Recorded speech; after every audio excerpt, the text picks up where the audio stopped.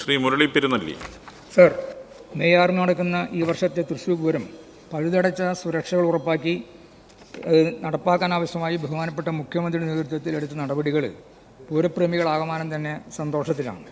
എൻ്റെ ചോദ്യം, പൂരത്തിലെ ഒരു പ്രധാനപ്പെട്ട ആകർഷകമായ ഘടകമാണ് ആനകൾ. അതിന് നാട്ടാന ഓണർഷിപ്പ് സർട്ടിഫിക്കറ്റ് സുപ്രീം കോടതി വിധിയുടെ പശ്ചാത്തലത്തിൽ അത് ലഭ്യമാക്കാൻ കാലതാമസം വരുന്നു എന്നുള്ള കാര്യം ശ്രദ്ധയിലുണ്ട്. അതുകൊണ്ട് ആനകളെ എഴുന്നള്ളിക്കുന്നതിനുള്ള ആനകളെ വിശ്രമം, പൊതുജനങ്ങളെ സുരക്ഷ എന്നിവ ഉറപ്പാക്കി ആനകളെ എഴുന്നള്ളിക്കാനാവശ്യമായ നടപടിയെടുക്കാൻ തയ്യാറാകും സർ. സർ, ബഹുമാനപ്പെട്ട കോടതികളുടെ ഇടപെടൽ വരുന്നത് ആനകൾക്ക് മറ്റ് പ്രയാസങ്ങൾ ഉണ്ടാകരുത് എന്നുള്ളതാണ്. അതുതന്നെയാണ് നമ്മുടെയും താല്പര്യം. അതിനകത്ത് ആനകൾക്ക് പ്രയാസം ഉണ്ടാക്കണമെന്ന് നമ്മൾ ആഗ്രഹിക്കുന്നില്ല.